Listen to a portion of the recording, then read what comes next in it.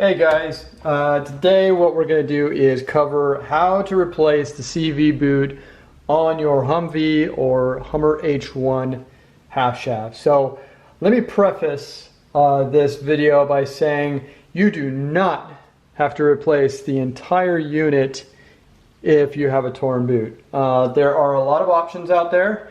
I personally would say stick with the OEM or OE supplier for the boots if you can find them. I know that HPG, HummerPartsGuy.com, they've got the boots and they run probably around $30 to $35 each side. So if you've got two torn boots, you're looking at approximately $60 to $70 for the entire half shaft.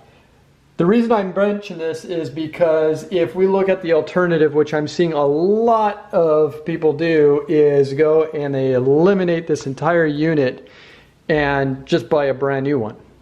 While that sounds enticing, we got to remember that the quality is just not the same, folks. So one of the things that I really like about the OEM units is although they're tired, you can rebuild them. You can easily rebuild these things, and just by throwing on a boot. Some of the cages are available, but I think what you'll find is a majority of the time they're in pretty good shape. So my recommendation is if you've got a torn boot, just repair the boot. Don't go out and spend $150 on a half shaft that's going to be inferior in quality and leave you stranded somewhere where you don't want to be. So again, stick with OEM. And I think this is just a better, cheaper route to go in terms of servicing your half shafts. So before I dive in, one of the first things that we need to do is we need to know what is involved with this process. The first thing that you're going to need, the negotiator. That's right, your rubber mallet. You're going to need Oetiker crimping tool. So if anybody is wondering what in the world is an Oetiker crimping tool, first thing we need to remember is that there's clamps that hold these boots in place. There are two types of clamps. One is an Oetiker clamp, which is essentially a clamp that goes around. It has a couple slots. You put it in the slot, and then what you do is you just crimp it and it tightens up. That's an Oetiker clamp. The other one, which I'm not personally a fan of, is you wrap a band around it and there's a couple tabs that you bend over to keep that band tight. That's it. So I would definitely say stick with the Oetiker style clamp, and it's probably going to last you a little bit longer. Third thing, you're going to need some pliers to be able to open and expand C-clips. There's a few on here that I'll discuss. And so you're definitely going to need to be able to have a pretty robust tool to be able to open up those C-clips. And then lastly, very easy to access, I've got a very small flathead screwdriver.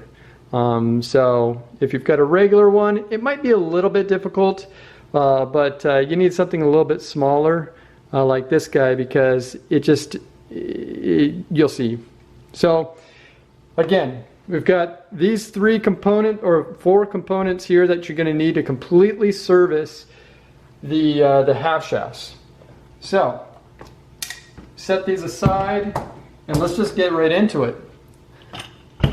First thing that we need to understand is how this is all assembled. So what I've done is I've gone ahead and I've cleaned up the internal parts of this half shaft, and the reason being is it does get messy. One of the things I would definitely recommend having is get yourself some nitrile gloves, lots of rags, paper towels, because when you get to opening up these boots, depending upon how old that grease is in there, mine were pretty old and it came out like black soup. So it was pretty messy, and when that stuff gets on anything, it pretty much stains it. So I would just recommend having lots of rags available and some gloves. So the first thing that you're going to do to remove the boots is we really need to understand how this all is assembled. This end, which is going to be the portal hub end, This is not, you can't disassemble this unless you really press it out of its collar and everything like that. So what we want to do is, even if you've got a boot that's on the portal hub side, we can still replace it. It just means that we have to take the rotor side off, which is fine. We're going to have to do that anyway. So in either case, what we're going to do is we're going to dismantle this side of the half shaft to be able to access both of these boots, whichever one that you're replacing. The first thing that you're going to want to do, there is a clamp on the inner and the outer edges of the boot. The simple thing here is either take pliers or take a small Dremel, and you just want to cut those clamps off, because with the new boot kit you're going to have new clamps. So that's the first thing that you'll want to do, and it's actually fairly easy on the Oticrew clamps. If you run into those, you'll notice that there's a small little tab, and I don't have one readily available here, but there's a small little tab that you just fold over, and then you just put a small flathead underneath the shoulder of one of the ends of the clamps, and then just use a hammer and it'll snap free. Otherwise, feel free to just cut it off or get a Dremel, whatever you want to do. So once you've got those off, the next thing you want to do is open up these casings. So what you'll do is you slide this over.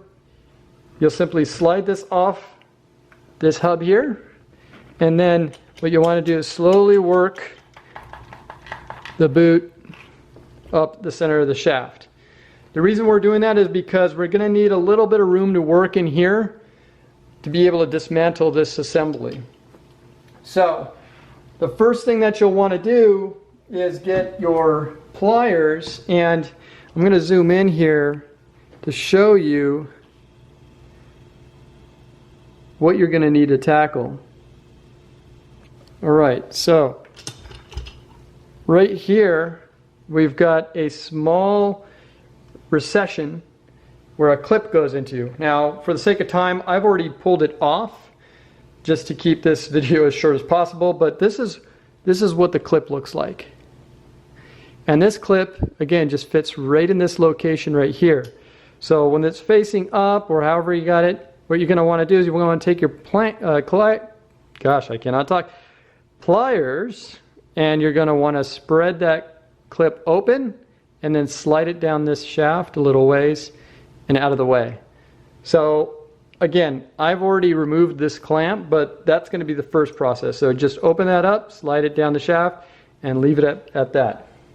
Once you've done that, what you can do is then want to take this cage apart that is part of the assembly. So one thing that you'll see is we've got ball bearings in there, all kinds of stuff going on. But one thing you will notice is if I point right over here, let me just use the flathead. So if I point right here, you can actually see there's a small clip right here. So what's happening is this clip just fits inside this small groove, and that eliminates the ability for this assembly to come out. So what we're going to do is we're just going to find the end of the clip, which is right here at the bottom of the screen, and I'm just going to stick that flathead in there, and you'll see it clip just kind of started coming out, and now I can just pull that clip out and away. So there you go, there's a clip.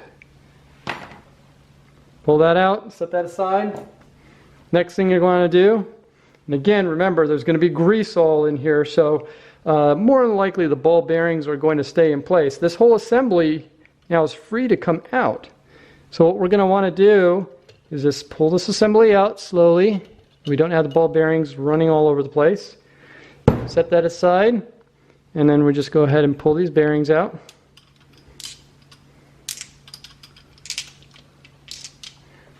Set those aside, and now what you're going to be left with is the cage, which if you rotate you see, once that's lined up, it won't come out, but when you, like that, it'll actually slide forward. So, we'll slide that forward and out of the way, and you'll see we've got this, the other part of where the bearing retainer is. So, what's unique about this is that we've already got this clip that was here in the beginning moved up towards here.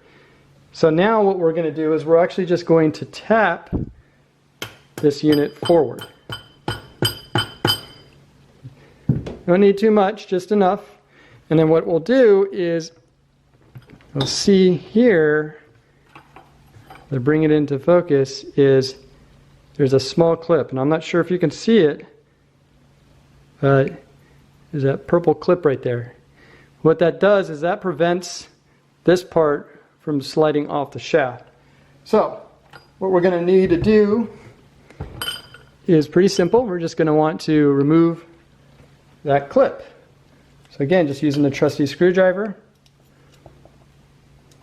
I'm just going to slide it over the edge, and then just kind of work its way off, and then it snaps off. There you go. It was easy. All right. So at this point, we've got the clip off. Now we can actually take that rubber negotiator, tap that off, and now you're free. So we've got this unit off, which we can set aside, and now the cage can slide out. Now, one thing to note, when you slide this cage out, let me just show you.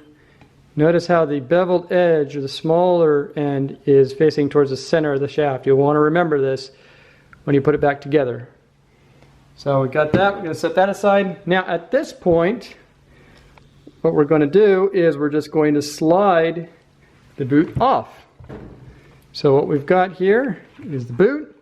We're just going to slide it off. And that's it. Now if you're replacing the boot on the rotor side, in that case, you would just slide the new boot on and reverse the process, and you'd be done. In this case, just in the event that you are needing to replace the portal hub end, it's the same concept. This isn't rocket science. You just take this off, and then what you would do is you would essentially just slide this boot off the shaft. So you can see I just started sliding it. Now you'll notice that little indentation right there is what the boot fits into. So that's why it was a little bit difficult at the beginning to get it started. But once you get started, you just slide it all off. Slide the new boot on.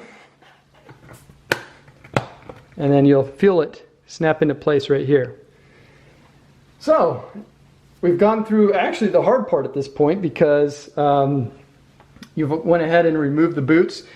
One thing that I would say is you want to make sure that if you put the new boot on and you had some of the grease come out or was stuck inside the old boot, you'll want to re-grease these.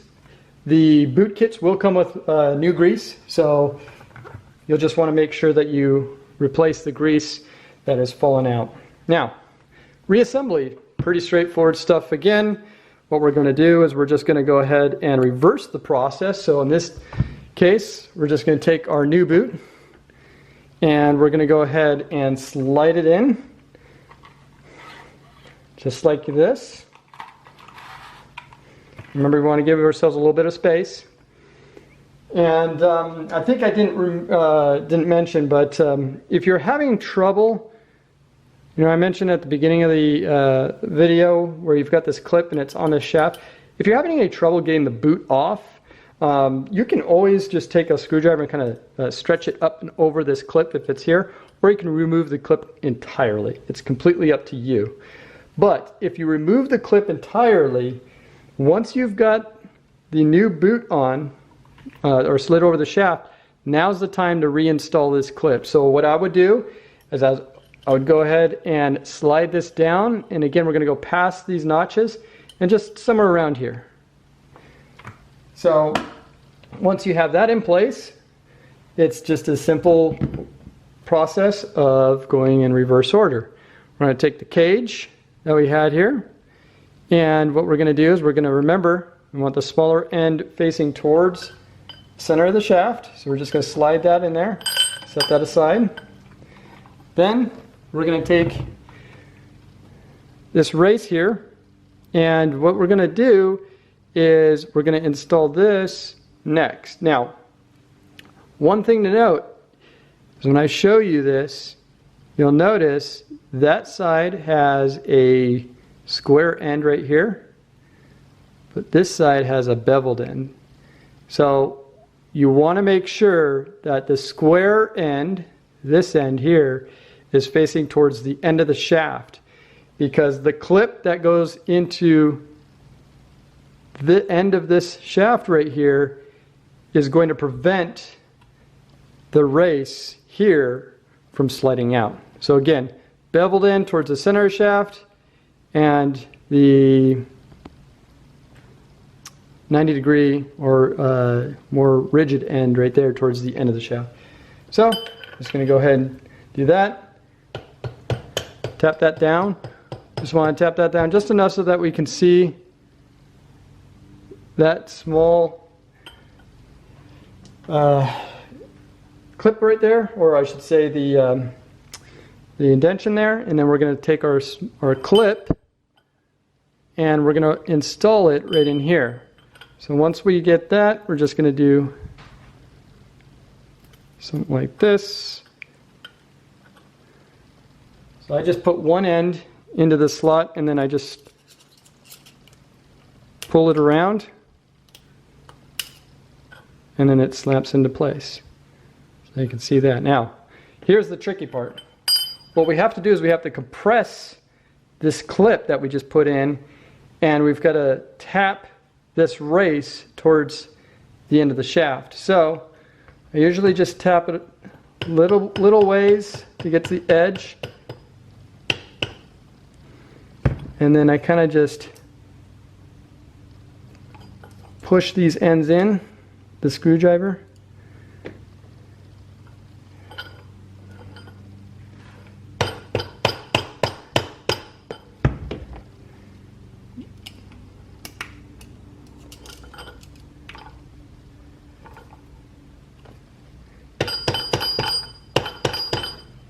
As you can see, it's not as easy as I wish it would be. Let me actually just go back here so you can see it, because I think I'm getting out of view. Alright, so there we go. So you see, I tap the end. It's almost to the very end. It'll stop. Don't worry. Then at this point, what we're going to do is we're going to take that clip that we were talking about earlier that you had already installed, and you're going to slide that clip into the groove located right there. So once that clip is sealed or seated, then at this point what we can do is we can slide the race over, and again, you guys notice that if this right here is lined up with this spline here, it won't go on. You got to rotate it, and then once it's on, then you can rotate it again. Just like that. So, we've got that in place. Now what we're going to do is we're going to take the ball bearings. I'm going to place those ball bearings in place. It might be a little tricky for me as I put together this unit because I don't have any grease holding them in place, but I think we can do it. Alright, so here's the fun part. Is now I've got the hub, and I'm just going to slide the hub over, and I'm going to rotate because there's channels that the bearings, so you saw right there. Now the unit's in. At this point, what we're going to do, let me just angle this so you can see. At this point, we have it in there. We got the grease in there. We want to put some extra grease in the with the bearings. I'm going to take our clip, and then I just put one end in, and then the other end in. You can just do that by hand. And at that point, this unit is installed, so you're good. So you can see I got full functionality of the half shaft, and now you just slide the boot over. Again, on the end of the part of the shaft right here towards the center, there's going to be a small indentation that the boot will fit into, so you'll feel it slide in, and then we're just going to slide boot over the end just like that.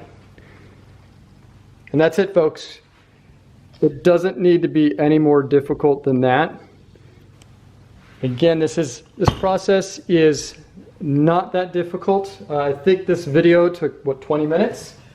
So, and I went through it pretty detailed, but you know, it should take you probably about 30 minutes to get the half shaft out, and of course, maybe another 30 minutes, 40 minutes to get this thing all taken apart and then reinstalled.